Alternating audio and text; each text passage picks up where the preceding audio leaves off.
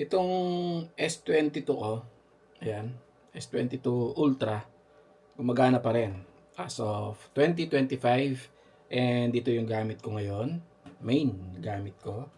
Then ito, pang trade natin dahil malaki yung screen. Itong Fold 3, ayan, gumagana pa rin. Ito yung pinang-trade natin, 100% gumagana. While itong dalawang ROG phone na ginagamit ko sa gaming, si ROG Phone 2 at saka si ROG Phone 5, yan, parehong patay na. Tinry ko kahapon, pina-repair. Last year pa to namatay eh. Early, siguro mga January last year. Basta't nag-update lang yung dalawa na yan, pareho, sabay kong in-update eh. Pagka-update, wala na, di na sumindi. Ngayon, may nagsasabi, dead boot daw, or may tinatawag na reball. Ayun, pinatry ko sa mall mismo para alam ko, no, may tape na.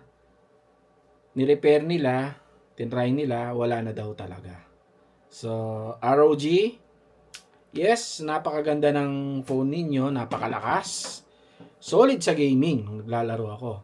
At yung iba ay hindi naman na-experience. In fact, isa ako sa mga kumukontra sa mga naka-experience na ganyan. Ang sabi ko pa, ako, ang tagal ko nang gumagamit ng ROG, okay lang. And now, eto, nangyari sa akin. Dalawa pa. So, sana maayos ang problema sa mga kasalukuyang ROG kasi matagal na rin eh. Hindi ko alam kung anong latest version ng ROG ngayon. Siguro, nasolusyonan na, no? Sana. At hindi na mangyari yung mga nangyari sa akin. Hindi na mangyari sa mga kasalukuyang gumagamit. And according dun sa nag-repair na isa, mga gaming phone daw talaga pag nag-update, ganun, tinatamaan daw talaga. Yun yung sabi niya, hindi ako.